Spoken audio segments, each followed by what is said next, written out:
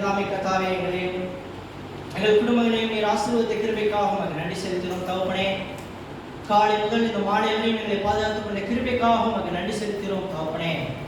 எத்தனையோ பேர் இந்த நாளை காணக்கூடாமல் மரித்து போயிருப்பார்கள். ஆனாலும் எங்களுக்கு இந்த நாளை கொடுத்த கிருபைக்காக உமக்கு நன்றி செலுத்துகிறோம், துதிக்கிறோம் தகப்பனே. நீர்தாமே எங்களை ஆசீர்வதிங்கள், பலப்படுத்துங்கள். அருமையான இயேசு கிறிஸ்துவின் நாமத்தில் வேண்டிக் கொள்கிறோம் நல்ல பிதாவே. நமது ஆண்டவர் துதிகளுக்கு பார்க்கிறார். ஆகவே நாம் துதித்து ஆண்டவருடைய நாமத்தை மகிமைப்படுத்துவோம். நாம் சில பல பாடல்களை பாடி ஆண்டவருடைய நாமத்தை நாம் மகிமைப்படுத்துவோம்.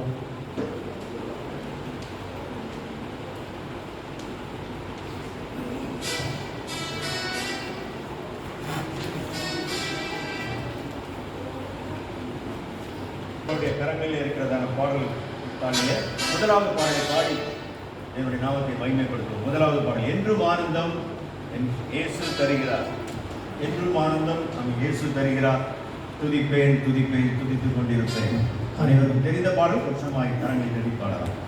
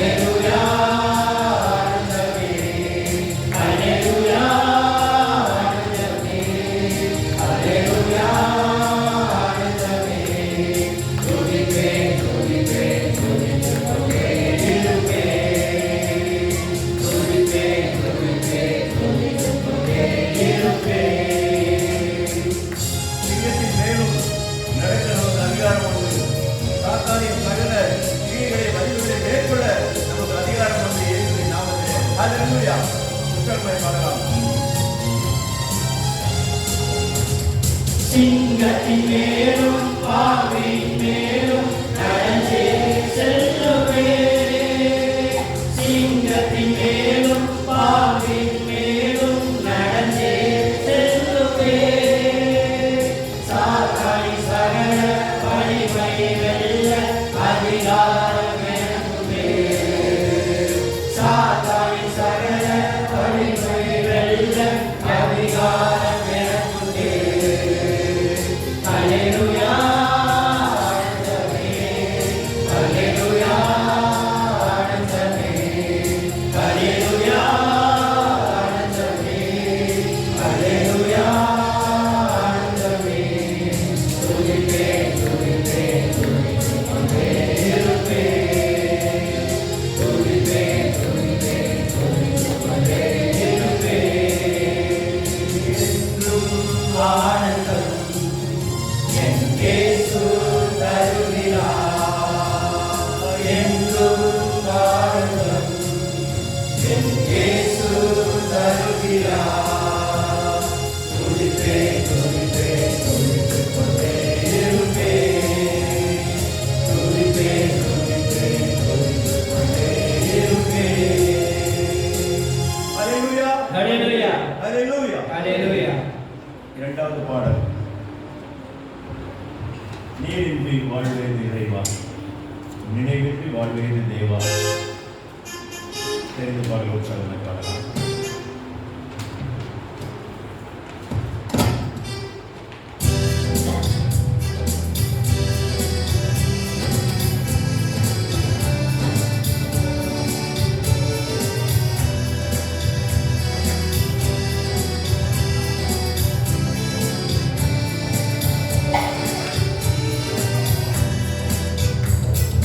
நீரின்றி வாழ்வேது இறைவா, உம்மின்றி மகிழ்வேது தேவா. நீரின்றி வாழ்வேது இறைவா, உம்மின்றி மகிழ்வேது தேவா. உலகத்தில் 100 ஆண்டு நான் வாழ்ந்த போதும், உலகத்தில் 100 ஆண்டு நான் வாழ்ந்த போதும், உன்னதத்தில் வாழும் ஒரு நாளை போதும், உன்னதத்தில் வாழும் ஒரு நாளை போதும். நீரின்றி வாழ்வேது இறைவா, உம்மின்றி மகிழ்வேது தேவா. உலகத்தார் சொல்லக்கூடிய பல வார்த்தைகள் நம்மை நேசக்கூடியது. ஆனாலும் தேவனாகிய கர்த்தர் சொல்கிற ஒரு வார்த்தை நம்மை ஆசீர்வதித்து நேற்றும் நம்மை விடுவிக்கும். ஹalleluya.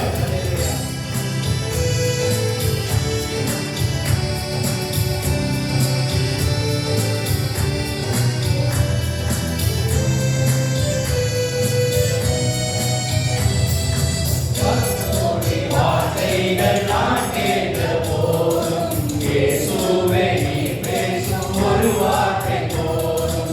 பல கோடி வார்த்தைகள் நான் கேட்ட போதும், இயேசுவே நீ பேசும் ஒரு வார்த்தை போதும். 1000 ஜீவன் உயிர் வாழுமே, 1000 ஜீவன் உயிர் வாழுமே. உம் வார்த்தையில் உண்டு அற்புதமே, உம் வார்த்தையில் உண்டு அற்புதமே.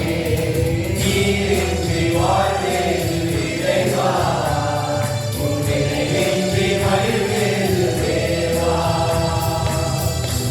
கல்லுக்குள் நிறைய வைத்த தேவன், அதற்குள்ளே ஜீவனையும் வைத்த தேவன், உங்களையும் என்னையும் காக்க வல்லமையுள்ள தேவன். அவரின்றி ஒரு அணுவும் இந்த உலகத்தில் அசைய முடியாது. ஹalleluya.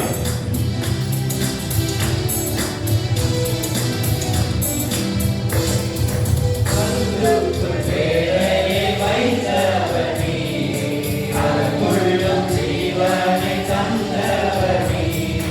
கல்லுக்குள் வேலையை வைத்தவர் நீர், அதற்குள்ளும் ஜீவனை தந்தவர் நீர். உமையன்றி அணுவேதும் அசையாதையா,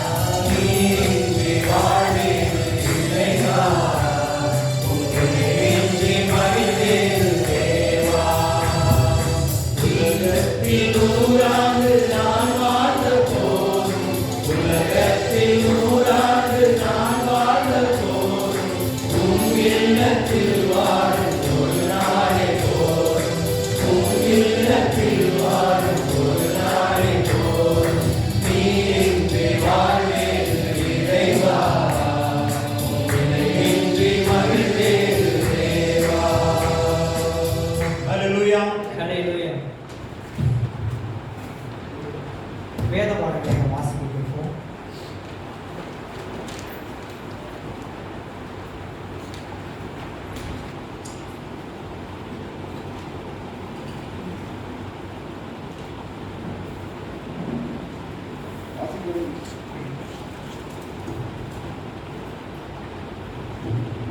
வேத பாடம் ரோமம் 1ஆம் அதிகாரம் 20ஆம் வசனம். ரோமம் 20ஆம் வசனம். ஆம் சகோதரனே, கர்த்தருக்குள் உம்மாலே எனக்கு பிரயோஜனம் உண்டாகட்டும். கர்த்தருக்குள் என் உள்ளத்தை இளைப்பாற பண்ணும். நான் சொல்லுகிறதிலும் அதிகமாய் செய்வீர் என்று அறிந்து இதற்கு நீ இணங்குவீர் என்று நிச்சயித்து உமக்கு எழுதியிருக்கிறேன். மேலும் உங்கள் விண்ணப்பங்களினாலே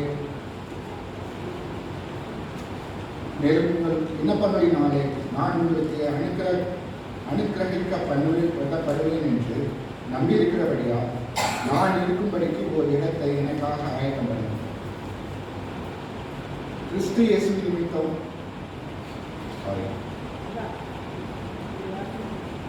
நான் சொல்லுகிறதிலும் அதிகமாய் செய்வீர் என்று அறிந்து இதற்கு நீ இணங்குவீர் என்று நிச்சயித்து உமக்கு எழுதியிருக்கிறேன்.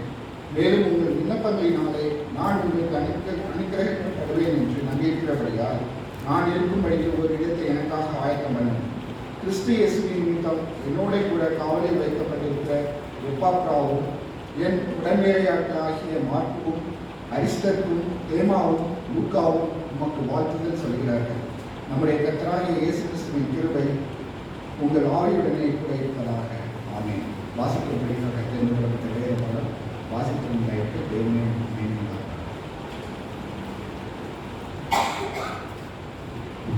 நம் மத்தியிலே வந்திருக்கிற தேவ செய்தியாளர் ஆல்பர்ட் லவ்சன் அவர்களை தேவ செய்தி அளிக்க அன்புடன் நன்றி.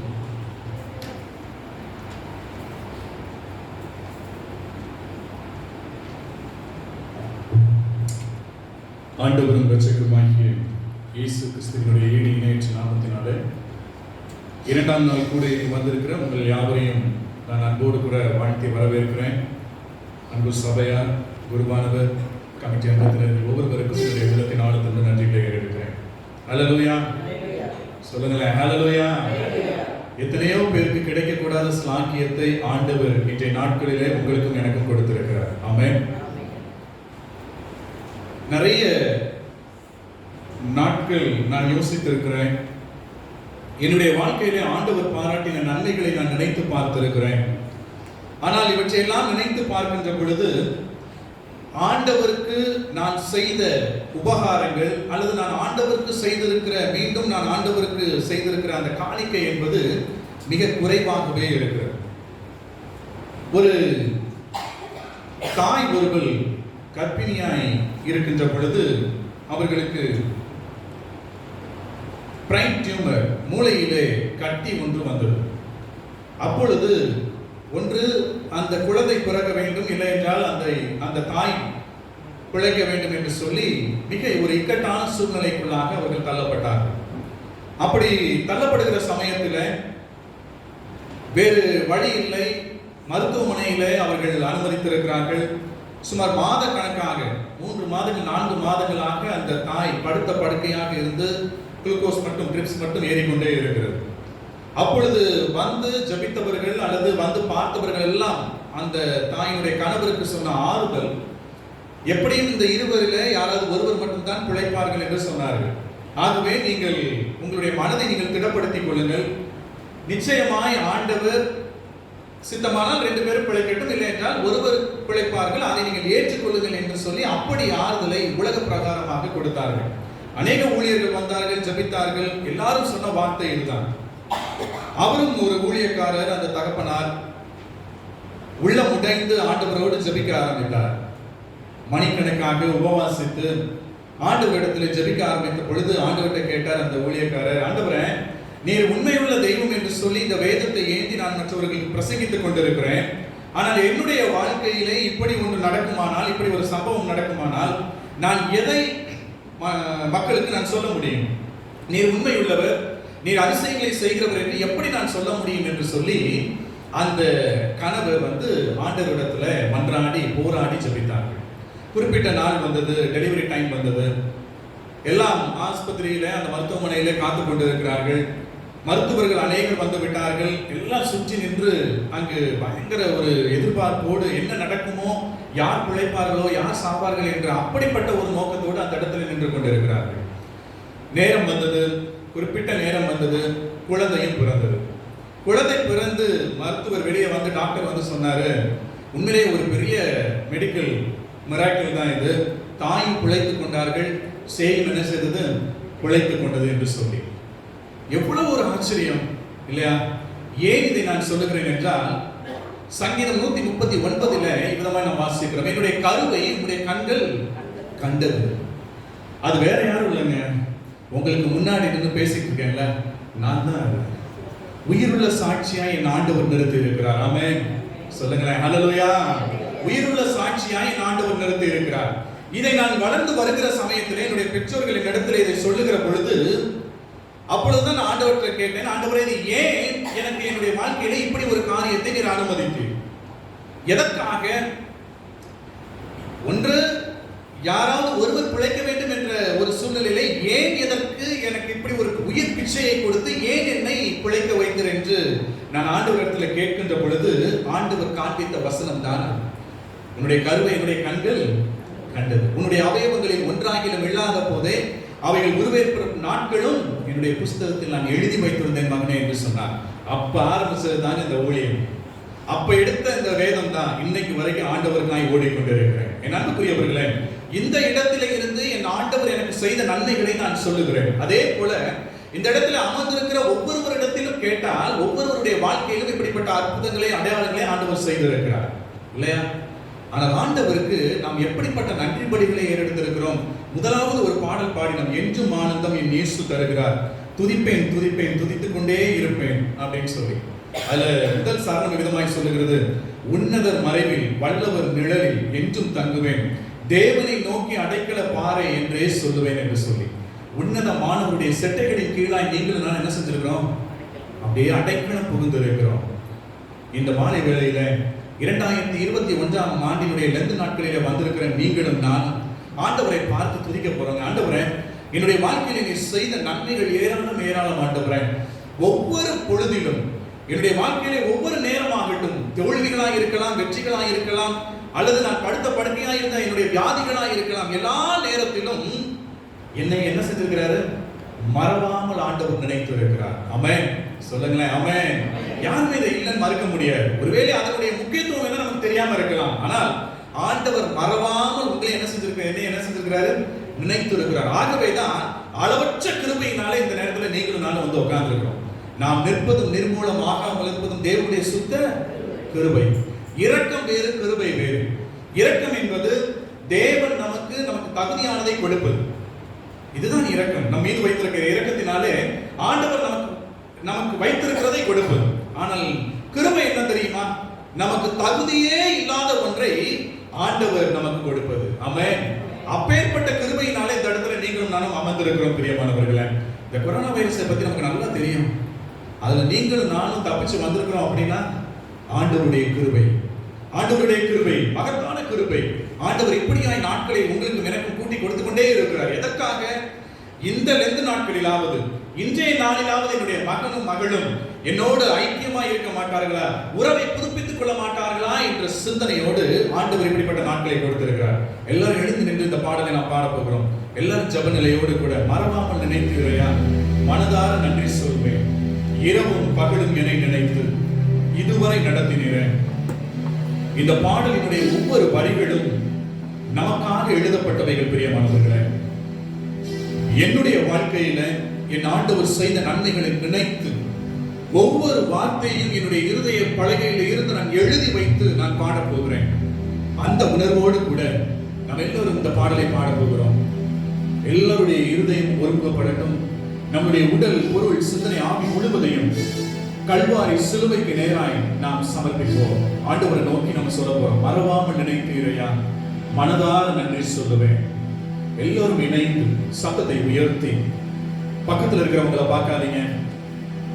ஆண்டவர் உங்களுக்கும் எனக்கும் நன்மைகளை செய்திருக்கிறார். அதை நினைத்தவர்களாய் நம்முடைய வாழ்க்கையிலே ஆண்டவர் பாராட்டின நன்மைகளை நினைத்தவர்களாய், நம்முடைய பிள்ளைகளுடைய வாழ்க்கையிலே ஆண்டவர் பாராட்டின நன்மைகளை நினைத்தவர்களாய் இந்த வரிகளை நாம் பாட போகிறோம். எல்லோரும் இணைந்து சத்தத்தை உயர்த்தும்.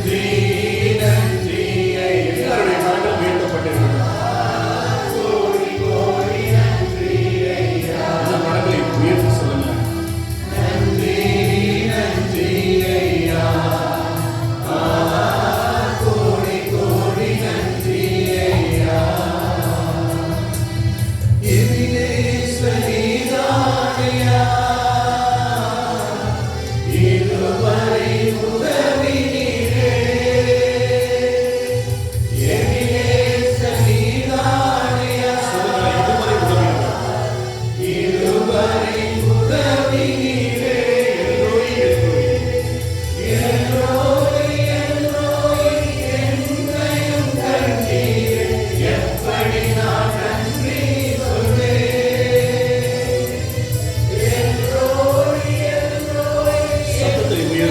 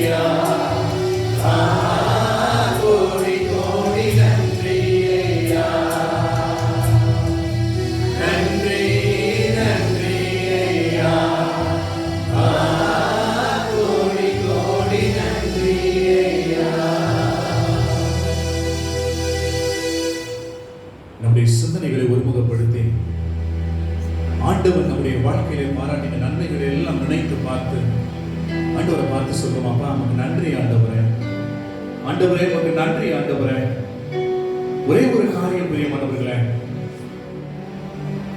வேதம் விதமாய் சொல்லுகிறது, வாயை விரிவாய் துறை என்று சொல்லுகிறது.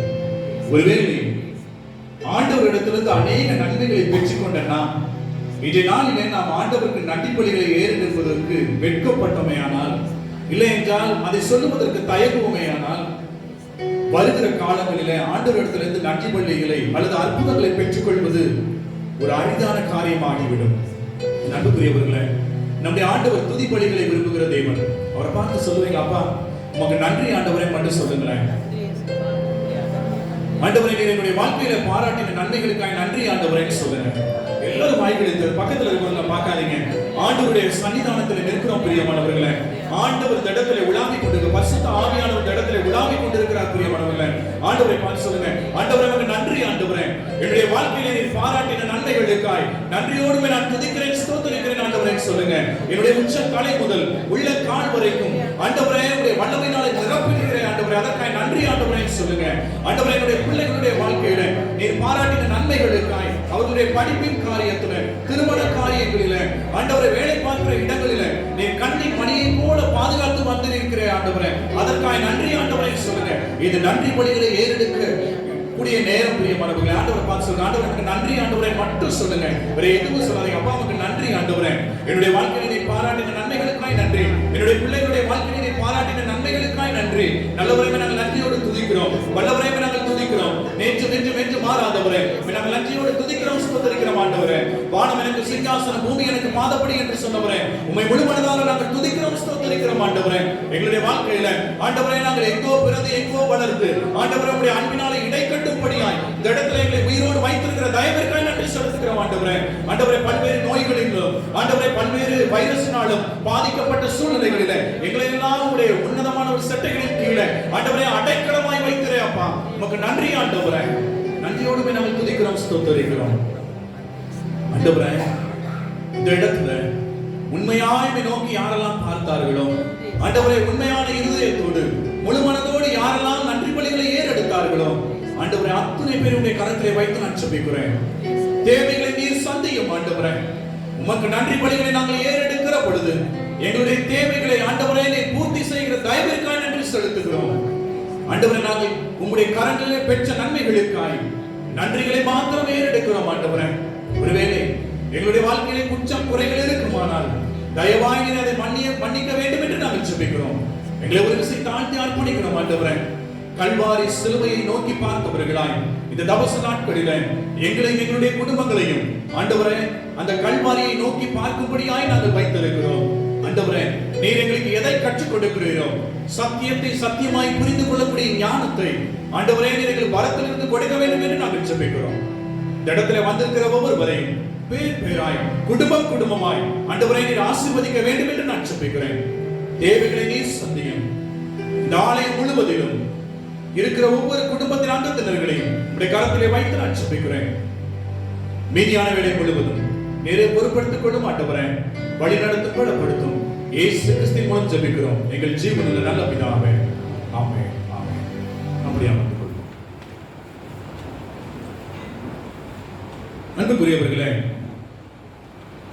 நேற்றைய தினம் நாம் ஒரு முக்கியமான நபரை குறித்து நாம் பார்த்தோம். பிலேமோன் அதிகாரத்தில் இருக்கக்கூடிய அந்த நபரை குறித்து நாம் பார்த்தோம். அந்த நபர் யார்?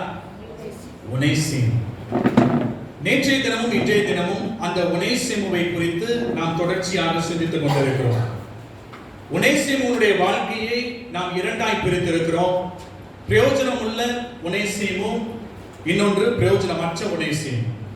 நேற்றைய தினத்துல பிரயோஜனம் இல்லாத ஒனேசிமுவை குறித்து நாம் பார்த்தோம்.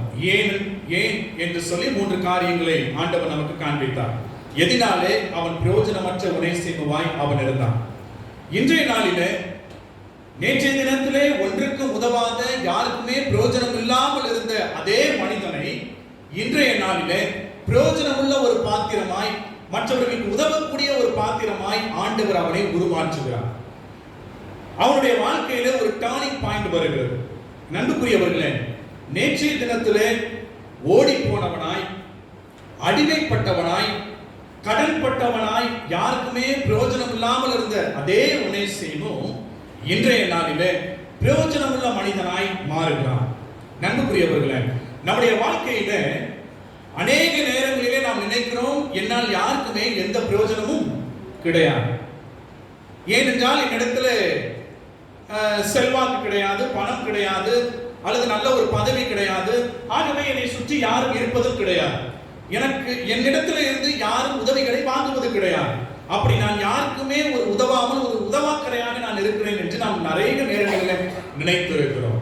ஆனால் ஆண்டவர் சொல்லுகிறார், யாரெல்லாம் இப்படி நினைத்துக் கொண்டிருக்கிறோமோ, யாரெல்லாம் மற்றவர்களுக்கு உதவவில்லை, நம்மால் பிரயோஜனமில்லை என்று நாம் சிந்தித்துக் கொண்டிருக்கிறோமோ, அந்த பாத்திரத்தை நம்மை ஆண்டவர் தெரிந்தெடுத்து இந்த 2 நாட்களிலே சில காரியங்களை கற்றுக் கொடுத்து நம்மை பிரயோஜனம் உள்ள மனிதனாய், மனுஷியாய் மாற்ற ஆண்டவர் விரும்புகிறார். இந்த பானை, மண்பானை வணையிறவங்க பார்த்துருக்கீங்களா? களிமண் இருக்கும். அந்த பானை செய்வதற்கு முன்பதாக களிமண் சும்மா சாதாரண மண்ணா அப்படியே இருக்கும், சகதி மாதிரி இருக்கும், பார்த்துருக்கீங்களா? அதுல பாத்தீங்க அப்படின்னா அப்படியே ஒரு சின்ன கல்லு கூட இருக்காது, அவ்வளவு நீட்டா வெறும் அந்த மண்ணு மட்டும், ஒரு களிமண் மட்டும் இருக்கும். அதை என்ன செய்வாங்க, அப்படியே ஒன்றுமே இல்லாம, அப்படியே ஒரு யூஸ்லெஸ்ஸா, அப்படியே உபயோகமே இல்லாம ஒரு மண்ணை அந்த இடத்துல வச்சிருப்பாங்க. ஆனால் அது எப்பொழுது குயவன் கையிலே வருகிறதோ, அவர் எப்பொழுது பானையை வணைய ஆரம்பிக்கிறாரோ, அந்த களிமண்ணை எடுத்து அந்த சக்கரத்திலே வைத்து அந்த பானையை வணைந்து முடித்ததற்கு பின்பு அது எப்படி உருவாருங்க? ஒரு அழகான மண்பானையாய் அது உருவாகும். பிரயோஜனம் இல்லாமல் இருந்த அந்த களிமண் இப்பொழுது எப்படி ஆகுது? பிரயோஜனம் உள்ள ஒரு பானையாக, மற்றவர்களுக்கு உதவக்கூடிய ஒரு பாத்திரமாக அது உருமாறுகிறது. அப்படித்தான் இன்றைய நாட்களிலே ஆண்டவர் உங்களையும் என்னையும் தெரிந்தெடுத்திருக்கிறார். அப்படித்தான் இந்த ஒனேசிமுவும் பிரயோஜனம் இல்லாமல் இருக்கிறான். பிரயோஜனம் இல்லாமல் சிறைச்சாலையிலே போய் அவன் அடைபடுகிறான். அங்கு யாரை சந்திக்கிறான்? பவுல், பரிசுத்த பவுலை அவன் சந்திக்கிறான். அங்கு நடக்கிற காரியம், பரிசுத்த பவுல் இவனுக்காக, இந்த ஒனேசிமுக்காக ஆண்டவரிடத்தில் பரிந்து பேசி ஆண்டவருடைய அன்பை இந்த ஒனேசிமுக்கு பகிர்ந்து கொடுக்கிறார். ஆண்டவருடைய அன்பை பற்றி, அவருடைய கட்டளைகளை பற்றி அவர் சொல்ல சொல்ல இவனுடைய வாழ்க்கையிலே, இவனுடைய இருதயத்திலே ஒரு உருமாற்றம் உருவாகிறது, ஒரு வித்தியாசம் உருவாகிறது. பழைய வாழ்க்கையை அவன் கலைந்து விடுகிறான். கலைந்து விட்டு மீண்டுமாய் பிரயோஜனம் உள்ள மனிதனாய் அவன் மாறுகிறான். ஒனேசிமுவின் வாழ்க்கை இந்த சிறைச்சாலையிலே ஒரு திருப்பு முனையை ஏற்படுத்துகிறது. அந்த சிறைச்சாலை தாங்க இந்த லெந்து நாட்கள். நமக்கு இந்த தபசு நாட்கள் அதைத்தான் குறிக்கிறது, சிறைச்சாலை போல. ஏன் தெரியுமா? இந்த 40 நாட்களிலும் நாம் தொடர்ச்சியாக ஆலயத்திற்கு வருகிறோம். நேற்று தினத்திலே ஐயாவிடத்தில் பேசிக் கொண்டிருக்கும் பொழுது சொன்னார்கள், 40 நாட்களும் தொடர்ச்சியாக காலையிலே அதிகாலை ஜெபம் இருக்கிறது என்று சொல்லி. மிகவும் மகிழ்ச்சியான ஒரு செய்தி. இந்த அதிகாலை ஜெபம் என்பது ஒரு சாதாரண ஒரு காரியம் கிடையாது. இதற்காய் எடுத்துக்கொள்கிற இந்த முயற்சிகள், இதற்காய் வருகிற அந்த மக்கள் பாரப்பட்டு ஜபிக்கின்ற அந்த ஜபங்கள் எல்லாம் வீணாய் போவது கிடையாதுங்க. நாம் நினைக்கிறோம் அநேக நேரங்களிலே ஏதோ ஜபிக்கிறதுக்கு வராங்க, நம்மளும் சேர்ந்து வருவோம். அப்படி இல்லைங்க. நீங்களும் நானும் வடிக்கிற கண்ணீராக இருக்கலாம், அல்லது ஆண்டவருடைய சன்னிதானத்தில் நீங்களும் நானும் வைக்கிற ஒரு சிறிய விண்ணப்பமாக இருக்கலாம். எல்லாவற்றையும் ஆண்டவர் எங்க வைத்திருக்கிறார்? துருத்தியில எழுதி வைத்திருக்கிறார். ஆமென், ஆமென். நம்ம நிறைய நேரத்தில் நினைக்கிறோம்ல, இல்ல பிரதர், நான் இந்த காரியத்துக்காக நான் ஜெபித்துக்கிட்டே இருக்கிறேன், ஆனா இதுக்கு பதிலே கிடைக்க மாட்டேங்குது அப்படின்னு நினைக்கிறோம்ல. அது அப்படியே மாசக்கணக்கா வருஷக்கணக்கா போய்கிட்டே இருக்குதுன்னு நினைக்கிறோம்ல. 38 வருஷமா ஒருத்தன் உட்கார்ந்துருந்தான் தெரியுமா? எங்க உட்கார்ந்துருந்தான்? பெதஸ்தா குளத்துல உட்கார்ந்துருந்தான்ல. எத்தனை வருஷங்க? 38 வருஷம். தன்னுடைய வாழ்க்கையினுடைய பெரும் பகுதியை எங்க கழிக்கிறான்? பெதஸ்தா குளத்துல கரையோரத்துல உட்கார்ந்துட்டே இருக்கிறான். எதுக்காக?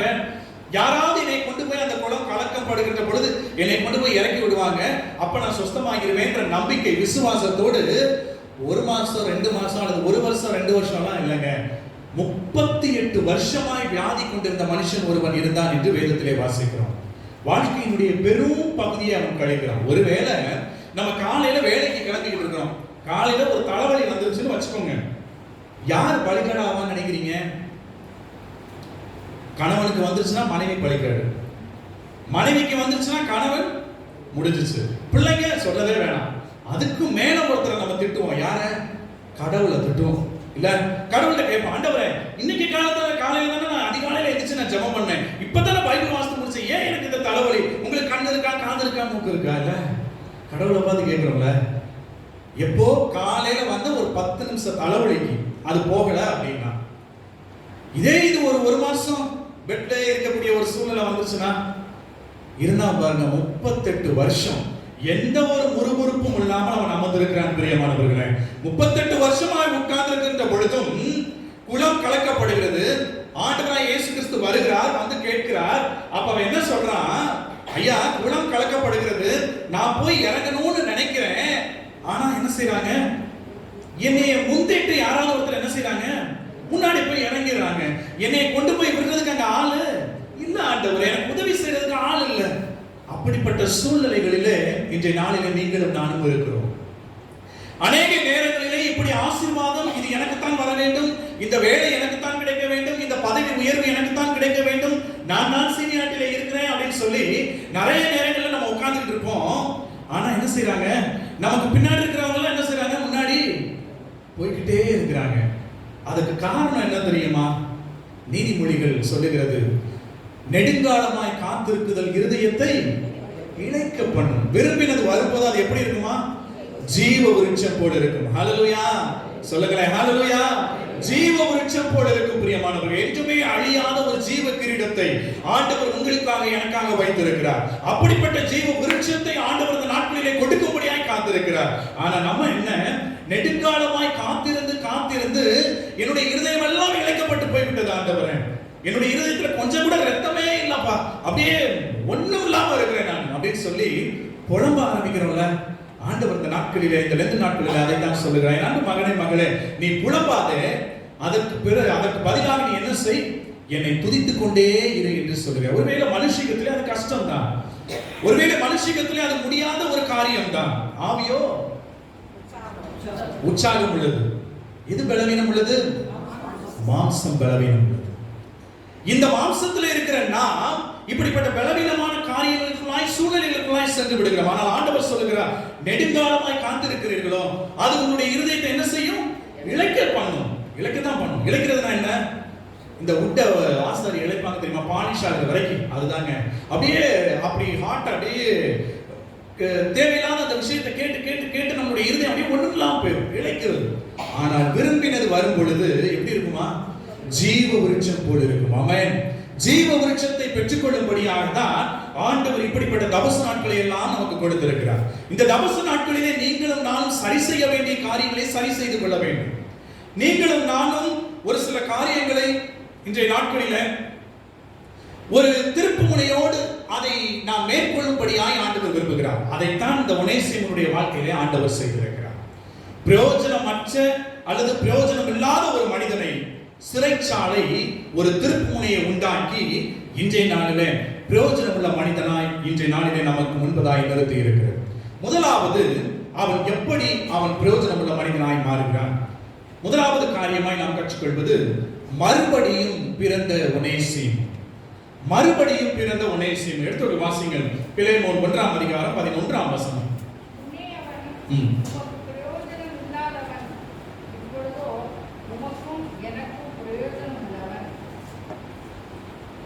முன்னே அவன் உமக்கு பிரயோஜனம் இல்லாதவன், இப்பொழுதோ உமக்கும் எனக்கும் பிரயோஜனம் உள்ளவன். தேவனாலே ஒருவன் பிரயோஜனப்பட வேண்டுமானால் தேவனுடைய அங்கத்திலே அவன் தேவனுடைய குடும்பத்திலே அவன் அங்கமாக வேண்டும். தேவனுடைய குடும்பத்திலே நீங்களும் நானும் அங்கமாக வேண்டும் என்றால் மறுபடியும் பிறக்கக்கூடிய அனுபவம் உங்களுக்கும் எனக்கும் தேவை. பிரியமானவர்களே, அது என்ன மறுபடியும் பிறக்கக்கூடிய அனுபவம்? அதுதான் இங்க ஒனேசிமுக்கு நடக்கிறது. யோவான் 3:3 வாசிங்களேன். 3ஆம் அதிகாரம் 3ஆம் வசனம். அதுல பாதியில வாசிங்க. யோவான் 3:3. ஒருவன் மறுபடியும் பிறவாவிட்டால் தேவனுடைய ராஜ்யத்தை காண மாட்டான் என்று மெய்யாகவே மெய்யாகவே உனக்கு சொல்லுகிறேன். மறுபடியும் பிறவாவிட்டால் தேவனுடைய ராஜ்யத்தை காண முடியாது. அப்படின்னா என்ன அர்த்தம்? இந்த ரட்சிப்பு என்ற ஒன்று இருக்குது பாத்தீங்களா? நம்ம அநேக நேரத்தில் சொல்லுகிற காரியம் என்னவென்றால், இந்த ரட்சிப்பு என்பது இந்த வருஷத்திலே, இந்த நாளிலே, இந்த நேரத்திலே நான் பெற்றுக்கொண்டேன் என்று சொல்லுவது நல்லதுதான். ஆண்டவர் அந்த குறிப்பிட்ட நேரத்திலே நம்மோடு இடைப்பட்டு இருக்கிறார். ஆண்டவர் அந்த நேரத்திலே நம்மோடு பேசி இருக்கிறார். அதை நாம் ரட்சிப்பு என்று சொல்லுகிறோம். ஆனால் இந்த ரட்சிப்பினுடைய சாராம்சம் என்னவென்றால், ஒவ்வொரு நாளிலும் நீங்களும் நானும் ரட்சிப்படைய வேண்டும் என்று ஆண்டவர் விரும்புகிறார். இதுதான் மறுபடியும் பிறத்தல். ஒவ்வொரு நாளிலும் நீங்களும் நானும் பிறந்து கொண்டே இருக்க வேண்டும். மறுபடியும் மறுபடியும் நீங்களும் நானும் ரட்சிப்படைந்து கொண்டே இருக்க வேண்டும். நம்முடைய கண்களில, நம்முடைய கரங்களில, நம்முடைய கால்களில, அல்லது நம்முடைய இருதயத்திலே செய்கின்ற செயல்கள் இருக்கு பாத்தீங்களா, இதை எல்லாத்தையும் ஆண்டவர்கிட்ட ஒப்பு கொடுத்து கொண்டே இருக்கணுங்க. இதுதான் மறுபடியும் பிறக்கக்கூடிய அனுபவம். இதைத்தான் இங்கு ஒனேசிமுவுக்கு நடக்கிறது. பவுல் சுவிசேஷத்தை பிரசங்கிக்கிறார், சிறையில் அடைக்கப்பட்டிருக்கிறார். அவர் ஆண்டவரை குறித்து பிரசங்கித்ததினாலே அவரை சிறையில் அடைத்திருக்கிறார்கள். ஒனேசிமு பணத்தையோ எதையோ ஒன்று திருடி கொண்டு வந்ததினாலே அங்கு இருக்கக்கூடிய சிறைச்சாலையிலே அவரும் அடைக்கப்பட்டிருக்கிறார். இப்பொழுது அங்கு நற்செய்தி பரிமாறப்படுகிறது. பவுல் மூலமாய் ஒனேசிமுவுக்கு பரிமாறப்படுகிறது. இந்த இடம்தான் ஒனேசிமுவுடைய வாழ்க்கையிலே ஒரு திருப்புமுனையை ஏற்படுத்துகிறது. நம்முடைய வாழ்க்கையில 40 நாட்கள் என்பது ஒவ்வொரு ஆண்டிலும் நீங்களும் நானும் பெற்றுக்கொண்டிருக்கிறோம். எவ்வளவோ ஆண்டுகள் நீங்களும் நானும் ஆலயத்துக்கு வந்திருக்கிறோம். பரம்பரை கிறிஸ்தவர்களாக இருக்கிறோம். அநேக ஆண்டுகள் இந்த ஆலயத்திற்கு வந்திருக்கிறோம்.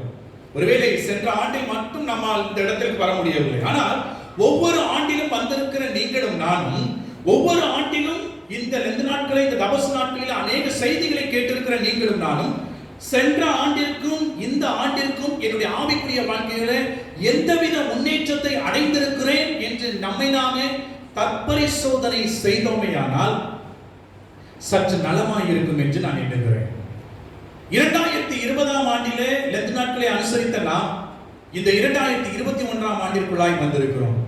அப்பொழுது நாம் இருந்த ஆவிக்குரிய வாழ்க்கைக்கும் இந்த ஆண்டினுடைய ஆவிக்குரிய வாழ்க்கைக்கும் எந்த விதமான முன்னேற்றம்?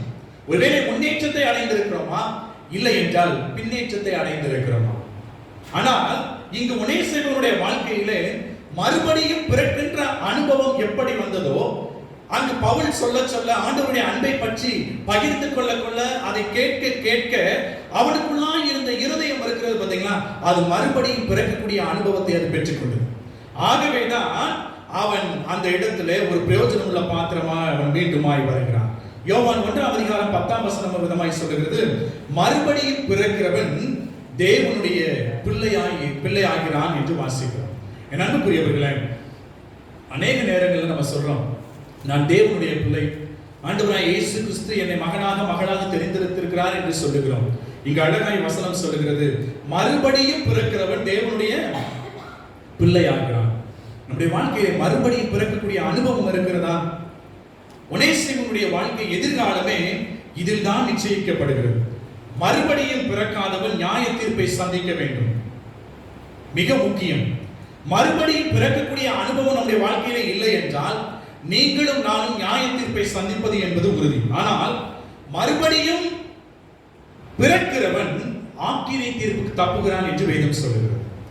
இந்த மறுபடியும் பிறக்கின்ற அனுபவம் என்னுடைய வாழ்க்கையிலே என்னுடைய ஆண்டவருக்கும் எனக்கும் இருக்கின்ற உறவை பலப்படுத்துகின்ற அந்த அனுபவம், என்னுடைய சிந்தனைகளிலே நான் நினைக்கின்ற நினைவுகள் சரியாக இருக்க வேண்டும். மற்றவர்களை குறித்த தேவையில்லாத சிந்தனைகள் எனக்குள்ளாக இருக்கக்கூடாது. நான் பேசுகின்ற வார்த்தைகள் மற்றவர்களை காயப்படுத்தக்கூடாது. நான் செய்கின்ற செயல்கள் மிகச் சரியாக இருக்க வேண்டும். அதன் மூலமாய் மற்றவர்களை நான் காயப்படுத்தக்கூடாது. நான் நடக்கின்ற பாதைகளை ஆண்டவர் எனக்கென்று உருவாக்கி இருக்கிற அந்த பாதைகளிலே நடக்க வேண்டும். இப்படிப்பட்ட காரியங்களிலே நீங்களும் நானும் சரியாக இருக்கின்ற பொழுது மற்றவர்களுக்கு ஆண்டவர் நம்மை பிரயோஜனம் உள்ள மனிதனாய், மனுஷியாய் அவர் மாற்றுகிறார்.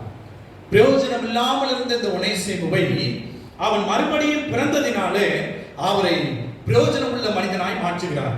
என் அன்புக்குரியவர்களே, இந்த தபசு நாட்களிலே வந்திருக்கிற உங்களையும் என்னையும் பார்த்து ஆண்டவர் கேட்கிறார், என் அன்பு மகனே மகளே, நீ இந்த நாட்களிலாவது மறுபடியும் பிறக்கக்கூடிய அனுபவத்தை பெற்றுக் கொள்கிறாயா?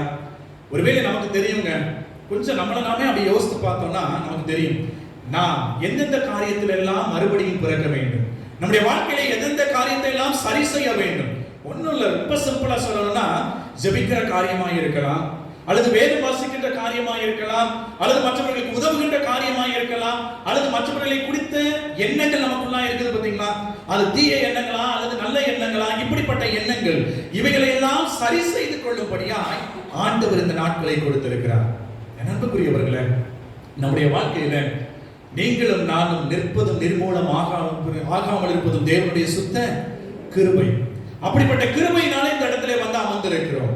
ஆண்டவர் ஒவ்வொரு நாட்களையும் உங்களுக்கும் எனக்கும் கிருபையாய் கொடுத்திருக்கிறார். இந்த ஒனேசிமுக்கும் அதற்காகத்தான் கொடுத்தார்.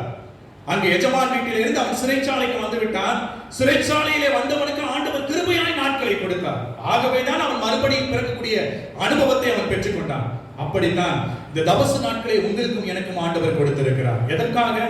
மறுபடியும் பிறக்கக்கூடிய அனுபவத்தை பெற்றுக்கொள்ளும்படியாய், ஆண்டவரோடு இன்னும் கிட்டி நெருங்கி சேரும்படியாய் இந்த 2 நாட்களை நாம் அனுசரிக்க வேண்டும் என்று ஆண்டவர் விரும்புகிறார். இரண்டாவதாக, உயர்ந்த உள்ளம் கொண்ட ஒனேசிம். உயர்ந்த உள்ளம் கொண்ட ஒனேசிம். ஒருவர் கர்த்தருடைய பிள்ளை ஆகும்போது இருதயத்திலே மாற்றம் பெறுவது மட்டுமல்ல, புத்தியிலும் மறுரூபம் உண்டாகிறது. அதாவது தெளிந்த புத்தி கிடைக்கிறது என்று வேதம் சொல்லுகிறது. பிலேமோன் 1:12 வசனம் வாசிங்களேன். பிலேமோன் 1:12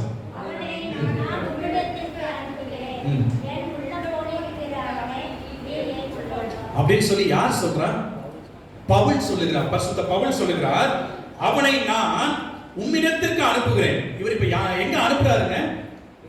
மீண்டும் பிலேமோன் இல்லத்திற்கு அனுப்புகிறார். அனுப்புகின்ற பொழுது இந்த பவுல் சொல்லுகிறார், அவனை நான் உம்மிடத்திற்கு அனுப்புகிறேன், என் உள்ளம் போல் இருக்கிற அவனை நீர் ஏற்றுக்கொள்ளும். யார் சொல்றாரு? பரிசுத்த பவுல் சொல்லுகிறார். அவர் நம்ம பவுல் சொல்ல மாட்டோம், பரிசுத்த பவுல் அப்படின்னு சொல்லுவோம். அவருடைய உள்ளம் எவ்வளவு தூய்மையாய் இருக்கிறது!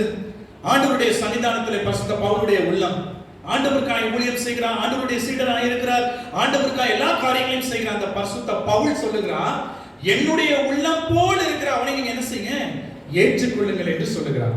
ஒனேசிமுடைய உள்ளம் இப்போது யாருடைய உள்ளம் போல் ஆகிறது? பரிசுத்த பவுலினுடைய உள்ளத்தின் நிலைமைக்கு அது உருமாறுகிறது. எத்தனை அற்புதமான ஒரு மறுரூபம் பாத்தீங்களா அவனுடைய வாழ்க்கையில! திருடி கொண்டிருந்தவன், எஜமானை ஏமாற்றினவன், அடிமைத்தனத்திலே இருந்தவன், எஜமானுக்கு கடன் பட்டிருந்தவன், இன்று யாருக்கு ஈக்குவலாக, யாருக்கு சமமாய் அவர் உருமாற்றுகிறார் ஆண்டவர்? பரிசுத்த பவுலுடைய இருதயத்திற்கு சமமாக அவனுடைய இருதயத்தை உருமாற்றி இருக்கிறார். 1 தீமோத்தேயு 1:15 வசனம் வாசிங்க.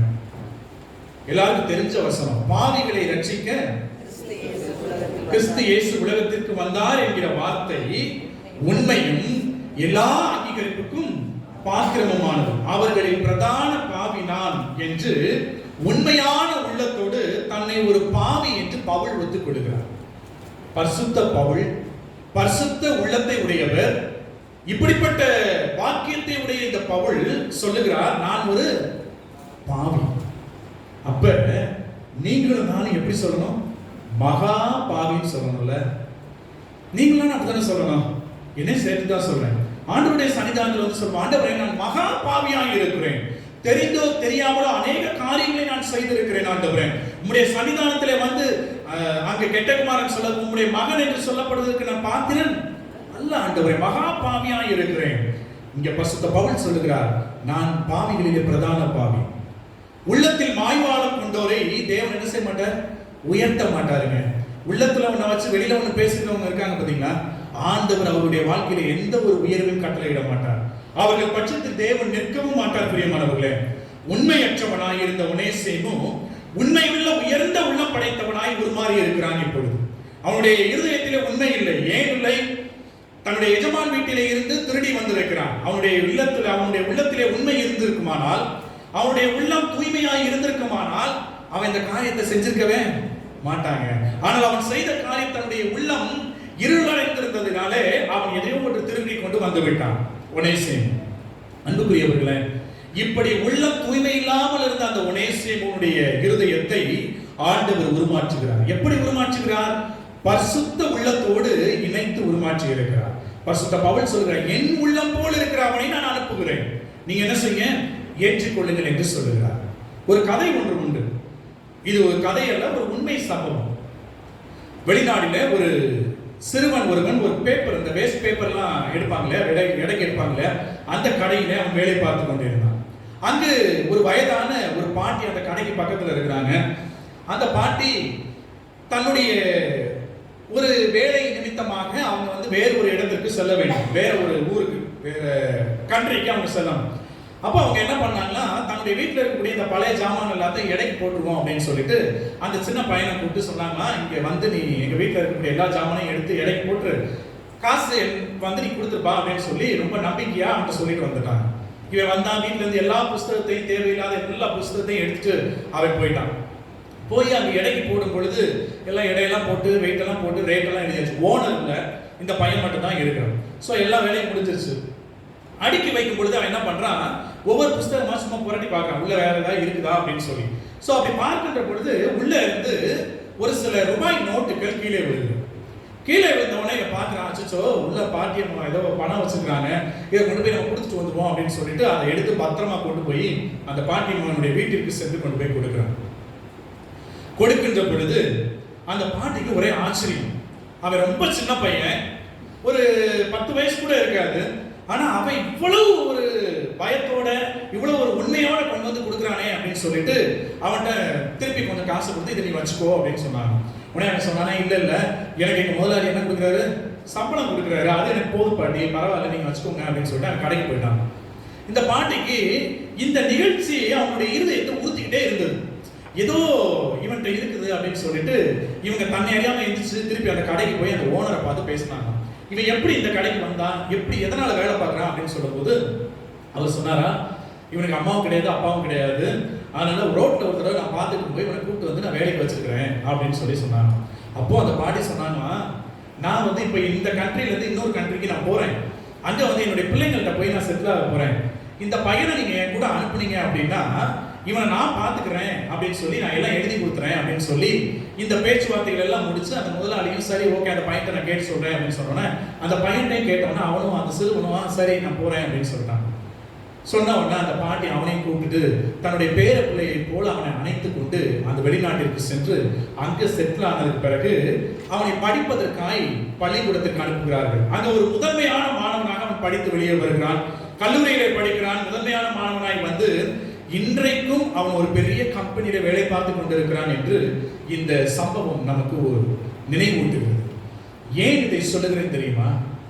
ஒரு சாதாரண ஒரு சிறு பையனிடத்துல, ஒரு சிறுவனிடத்துல இருந்த அந்த உண்மையான இருதயம் இன்று அவனை எங்க கொண்டு போய் வச்சிருக்குங்க?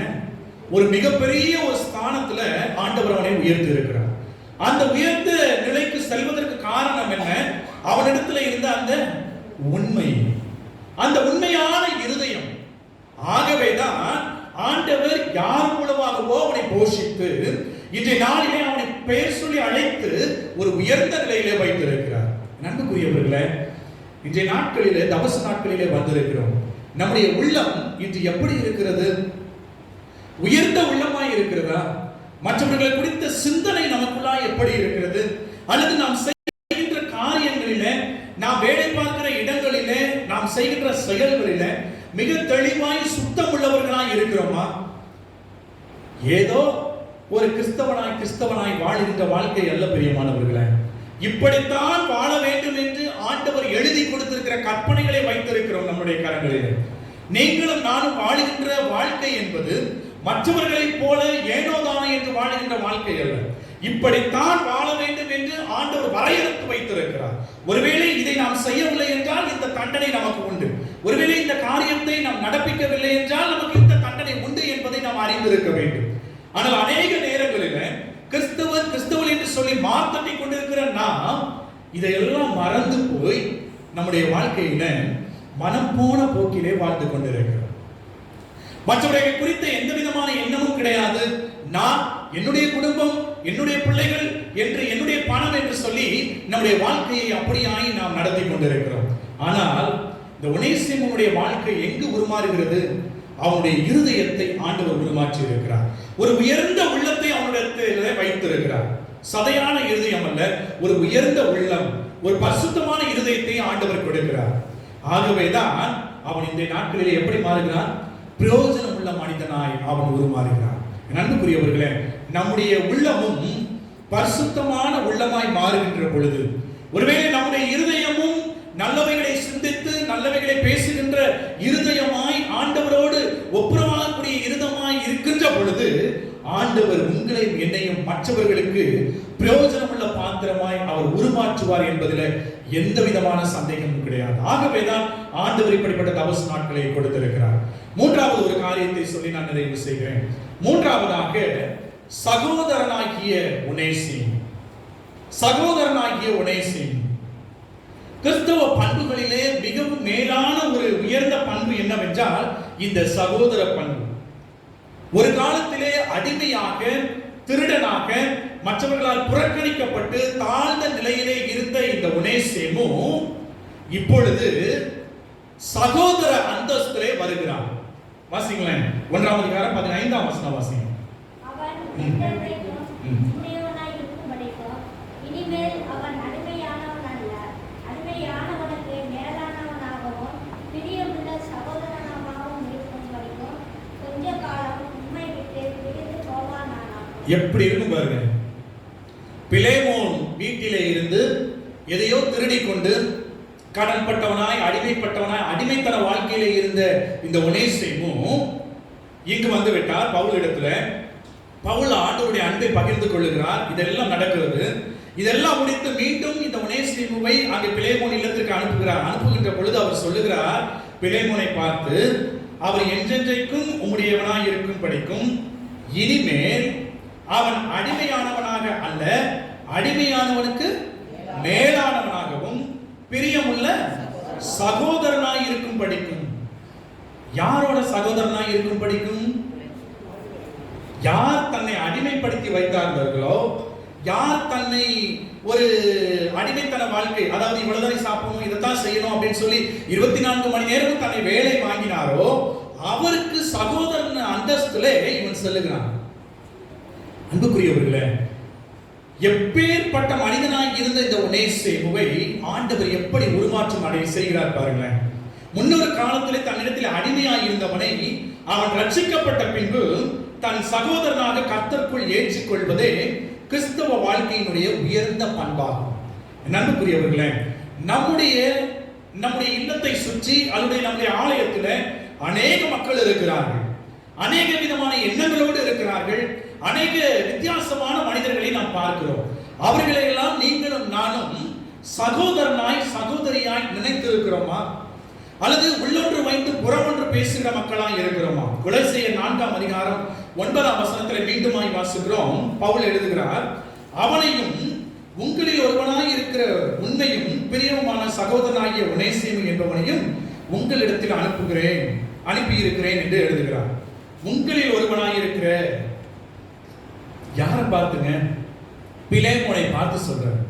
பிலேமோன்ட்ட இருந்து ஓடி வந்தவர், பிலேமோன்ட்ட அடிமையாக இருந்த அந்த அடிமைத்தன வாழ்க்கையில் இருந்த அந்த ஒனேசிமுவை ஆண்டவர் தகுதியுள்ளவனாய் உருமாற்றி சகோதர அந்தஸ்துக்கு அவனை உயர்த்தி இருக்கிறார். அதற்கு தகுதி உள்ளவனாகவும் ஒனேசிமு மாற்றம் பெற்று இருக்கிறார். எதற்காக? சகோதர அந்தஸ்தை பெற்றுக்கொள்ளும் படிக்கு அவனுடைய வாழ்க்கையிலே ஒரு உருமாற்றம் ஆண்டவர் கொடுத்திருக்கிறார். ஆகவேதான் ஒனேசிமுவை பவுல் சொல்லுகிறார், இவனை சகோதரனாக நீர் ஏற்றுக்கொள்ளும் என்று சொல்லி. எனக்கு அன்பானவர்களே, பவுலினுடைய பாதத்திலே அமர்ந்து சீஷத்துவ உபதேசங்களை படித்தவர் இப்பொழுது கர்த்தருக்குள் சகோதரனாக உயர்ந்திருக்கிறார். சங்கீதம் 133 1ஆம் வசனம், அது மட்டும் வாசிங்களேன். எல்லாருக்கும் தெரிந்த வசனம், அதை மட்டும் வாசி நம்ம முடிச்சிடலாம். இதோ சகோதரர்கள் ஒருமித்து வாசம் பண்ணுவது எத்தனை நன்மையும் எத்தனை இன்பமுமானது. நமக்கு பக்கத்துல இருக்கிறவங்கள நம்ம எப்படி நினைத்திருக்கிறோம்? தபசு நாட்களிலே ஆண்டவருடைய சத்தியத்தை கேட்பதற்காய் வந்திருக்கிறோம். அவருடைய செய்திகளை கேட்டு நாம் சற்று உருமாற்றம் அடைந்து கொள்ளும்படியாய், அல்லது என்னுடைய ஆவிக்குரிய வாழ்க்கையிலே சில காரியங்களை சரி செய்து கொள்ளும்படியாய் வந்திருக்கிறேன். ஆனால் என்னோடு அருகில் இருக்கிறவர்கள், அல்லது என்னோடு வேலை பார்க்கிறவர்கள், அல்லது நான் செல்லுகின்ற இடங்களிலே அலுவலகங்களிலே இருக்கிறவர்களை நான் சகோதரனாய் பாவித்திருக்கிறேனா, அல்லது சகோதரியாய் நான் நினைத்திருக்கிறேனா, இல்லை என்றால் விரோதிகளை போல நான் பார்த்திருக்கிறேனா? இங்கு சொல்லுகிறார் சங்கீதக்காரன், இதோ சகோதரர்கள் ஒருமித்து வாசம் பண்ணுவது எத்தனை நன்மையும் இன்பமுமாய் இருக்கிறது. இந்த மாலை வேளையிலே வந்திருக்கிற உங்களை என்னை பார்த்து ஆண்டவர் கேட்கிறார், நம்மோடு இருக்கிற மக்கள், நம்மை சுற்றி இருக்கிற அண்டை அயலார், இவர்களை எல்லாம் சகோதர உள்ளத்தோடு நாம் பார்க்கிறோமா? இல்லை என்றால் எப்படிப்பட்ட சிந்தனைகளோடு அவர்களிடத்தில் பழகுகிறோம்? உள்ளொன்று வைத்து புறமொன்று பேசுகிற நாவோடு பழகுகிறோமா? அல்லது அவர்களை எப்படியாவது நாம் கவிழ்த்து விட வேண்டும் என்ற சிந்தனையோடு பழகுகிறோமா? இதையெல்லாம் நாம் சரி செய்து கொள்ளும்படியாய், இதையெல்லாம் நம்முடைய இருதயத்திலிருந்து எடுத்து களைந்து போடும்படியாக தான் ஆண்டவர் இந்த தபசு நாட்களை நமக்கு கொடுத்திருக்கிறார். ஆமென், சொல்லுங்களேன். ஹல்லேலூயா. அதற்காகத்தான் கொடுத்திருக்கிறார். ஏதோ நம்ம உயிர் படைச்சிட்டோம் அதனால இந்த வருஷம் வந்து உட்கார்ந்துக்கிறோம்னு இல்லைங்க. இந்த ஆண்டில அல்லது இந்த வாரத்தில நான் ஆண்டவரிடத்திலிருந்து நான் பெற்றிருக்கிறேன், இந்த காரியத்தை நான் சரி செய்திருக்கிறேன் என்று சொல்லி ஒவ்வொரு நாளிலும் இந்த 40 நாட்களிலும் நம்ம ஒரு டைரியில எழுதி வச்சா கூட ரொம்ப நல்லதுங்க. நான் எதை சரி செய்திருக்கிறேன், இந்த நாளில, இந்த சனிக்கிழமையில நான் எந்த காரியத்தை நான் சரி செய்திருக்கிறேன், இந்த 40 நாட்களில, இந்த 2021 தபசு நாட்களில நான் எதை சரி செய்திருக்கிறேன் என்பதை நாம் ஆராய்ந்து பார்க்கும்படியாய் ஆண்டவர் விரும்புகிறார். ஒருவேளை மறுபடியும் பிறந்த ஒனேசிமுவாய், உயர்ந்த உள்ளம் கொண்ட ஒனேசிமுவாய், சகோதரனாகிய ஒனேசிமுவாய், மற்றவர்களுக்கு பிரயோஜனம் உள்ள பாத்திரமாய் நீங்களும் நானும் உருமாற்றம் அடையும்படியாய் ஆண்டவர் விரும்புகிறார். நண்புக்குரியவர்களே, பிரயோஜனம் இல்லாத மனிதனாய் இருந்த இந்த ஒனேசிமுவை ஆண்டவர் பிரயோஜனம் உள்ள மனிதனாய் மாற்றுகிறார். நேற்றைய தினத்திலே பிரயோஜனமற்றவனாய் இருந்தான், யாருக்குமே உதவாத ஒரு மனிதனாய் இருந்தான். அதே ஒனேசிமுவை இந்த நாட்களிலே நாம் எப்படி பார்த்திருக்கிறோம்? மற்றவர்களுக்கு உதவுகின்ற பாத்திரமாய், மற்றவர்களுக்கு பிரயோஜனம் உள்ள பாத்திரமாய் அவன் உருமாறி இருக்கிறதை நாம் பார்த்திருக்கிறோம். அன்புக்குரியவர்களே, தபசு நாட்களிலே வந்திருக்கிறோம். இந்த 2 நாட்களிலும் இந்த ஒனேசிமுவை பற்றி நாம் சிந்தித்திருக்கிறோம். ஒருவேளை நம்முடைய தனிப்பட்ட வாழ்க்கையிலே நாம் நினைத்திருக்கிற காரியங்கள் அநேகம் இருக்கலாம். என்னுடைய வாழ்க்கையில நான் மற்றவர்களுக்கு எந்த விதமான பிரயோஜனம் இல்லாமல் இருக்கிறேன் என்று நினைத்திருப்போமே. ஆனால் இந்த நாளிலே ஆண்டவர் சொல்லுகிறார், உங்களை நான் பிரயோஜனம் உள்ள மனிதர்களாய், மனுஷியாக மாற்ற விரும்புகிறேன். ஆனால் இந்த காரியங்களை என்ன செய்யுங்க? சரி செய்து கொள்ள வேண்டும் என்று ஆண்டவர் விரும்புகிறார். நண்புக்குரியவர்களே, இந்த 2 நாட்களிலும் நாம் கேட்ட இந்த சத்தியத்தின் அடிப்படையிலே செயல்பட்டு பயனுள்ள பாத்திரமாய் நீங்களும் நானும் உருமாறும்படியாய் ஆண்டவர் விரும்புகிறார். ஏதோ சத்தியத்தை கேட்டோம், சத்தியத்தை அப்படியே கேட்டுவிட்டு சென்றோம் என்று அல்ல. என்னுடைய வாழ்க்கையிலே அதை நான் அத்தியாசப்படுத்த, அதை நான் நடைமுறைப்படுத்தும்படியாய் ஆண்டவர் விரும்புகிறார். கல்வாரி சிலுவையிலே ஆண்டவர் தொங்கிக் கொண்டிருக்கிறார். நீங்களும் நானும் அவருடைய சத்தியத்தை ஒவ்வொரு ஆண்டிலும் கேட்டுக்கொண்டே இருக்கிறோம். இந்த சத்தியங்களை எல்லாம் கேட்டு கேட்டு கேட்டு எந்த விதமான நம்முடைய இருதயத்திலே மாற்றம் இல்லை என்றால் ஆண்டவர் இந்த கிருபையின் நாட்களை நமக்கு குறைப்பது என்பது லேசான காரியம். எத்தனையோ பேருக்கு கிடைக்கக்கூடாத ஸ்லாக்கியங்க. என்னோடு கல்லூரி படிப்பை ஒரு என்னுடைய நண்பன் ஒருவன் படித்தான். அவன் ஒரு நாள் இந்த மீனாட்சி மிஷன் மருத்துவமனைக்கு முன்பதாக சென்று கொண்டிருந்தான். அவன் வீட்டில் ரொம்ப அடம் பிடிச்சி ஒரு பைக் ஒன்று வாங்கினான் 1.5 வருஷத்துக்கு. அப்போ ரொம்ப ஃபாஸ்ட்டாக ஓட்டிகிட்டே இருந்தான். அப்போ எல்லாரும் நாங்கள் சொன்னோம், ரொம்ப ஓட்டாத, ரொம்ப ஃபாஸ்ட்டாக ஓட்டாத அப்படின்னு சொல்லி. அவன் கேட்கவே இல்லைங்க. ரொம்ப ஃபாஸ்ட்டாக ஓட்டிட்டு போயிட்டே இருந்தான். அந்த மீனாட்சி மிஷன் ஹாஸ்பிட்டலுக்கு முன்னாடி பார்த்தீங்கன்னா ஒரு ஸ்பீட் பிரேக் இருக்கும். அப்போது ரொம்ப ஃபாஸ்ட்டாக போயிட்டே இருக்கும்போது அந்த ஸ்பீட் பிரேக்கை அவன் கவனிக்கிறான். அப்படியே ரொம்ப அதே வேகத்தில் அப்படி ஏறி இறங்கினா முன்னாடி ஒரு தண்ணி லாரி போய்கிட்டு இருந்தா அப்படியே ஸ்டாப் ஆயிடுச்சு. இவனால சடன் பிரேக் அடிக்கவும் முடியல. அப்படியே அந்த லாரிக்குள்ள போயிட்டான். நடந்தது என்ன தெரியுமா? அந்த லாரி அப்படியே அவன் காலில் ஏறி இறங்குச்சு. ஏறி இறங்கின உடனே இந்த வலது கால் இருக்கு பார்த்தீங்களா, அப்படியே அதில் ஏறி இறங்கணும், எலும்பு அப்படியே நொறுங்கி போச்சு. கடைசியில இன்னைக்கு அவனுடைய நிலைமை என்ன தெரியுமா? சக்கர நாற்காலியிலே அமர்ந்து அவன் கல்லூரிக்கு வந்தான். நான் சொல்ற முதல் ஆண்டுல, அடுத்த 2 ஆண்டுகளிலும் அவன் சக்கர நாற்காலியிலே அமர்ந்து கல்லூரிக்கு வந்தான். எப்படி இருக்கும்னு நினைக்கிறீங்க? நேற்றைக்கு எங்களுடைய கண்களுக்கு முன்பதாக பைக்ல பறந்து போய் கொண்டிருந்தவன் இன்றைக்கு கால் இல்லாம சக்கர நாற்காலியில உட்கார்ந்துருக்கான். எப்படி இருக்கும்? ஏன் சொல்லுகிறேன் தெரியுமா? ஆண்டவர் ஒவ்வொரு நிமிடத்திலும் உங்களை எப்படி காத்துட்டு இருக்காருங்க? கண்ணின் மணியை போல காத்து கொண்டு இருக்கிறார். நம்முடைய பிள்ளைகள் காலையில வீட்டுல இருந்து கிளம்பி நைட்டு அவங்க திருப்பி வீட்டிற்கு வந்து அவர்கள் இரவில தங்குறாங்க பாத்தீங்களா, அது வரைக்கும் தாங்குவது எது? அவருடைய சுத்த கிருபை. யாரும் இல்லைன்னு என்ன செய்ய முடியாது, மறுக்கவே முடியாதுங்க. அவருடைய கிருபையினாலே நீங்களும் நானும் வாழ்ந்து கொண்டிருக்கிறோம். அவருடைய இரக்கத்தினாலே வாழவில்லை. இரக்கத்தின் காலங்கள் எல்லாம் முடிந்து போய்விட்டது. கிருபையின் காலங்களுக்குள்ளாய் வந்திருக்கிறோம். கடைசி காலத்திற்குள்ளாய் வந்திருக்கிறோம்.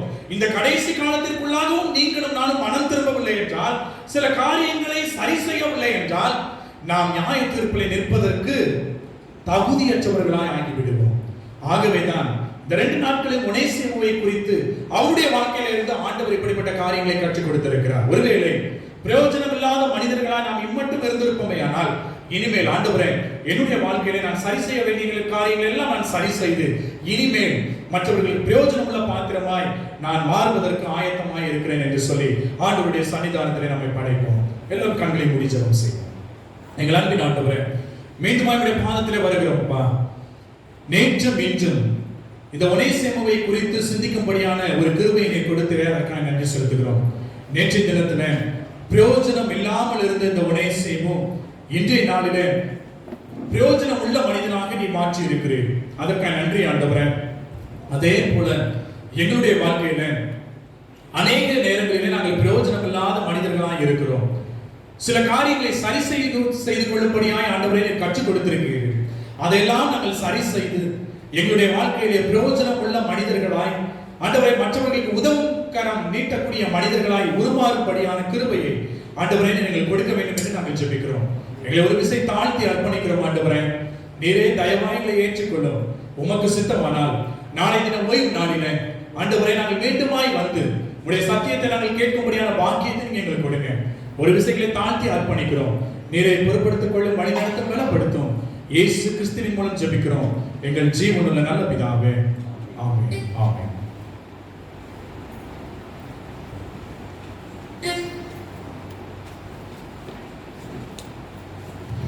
காணிக்கைக்கு துணையாக பாடல் தாளிலே 4ஆம் பாடலை பாடுவோம். அப்பொழுது காணிக்கை எடுப்போம்.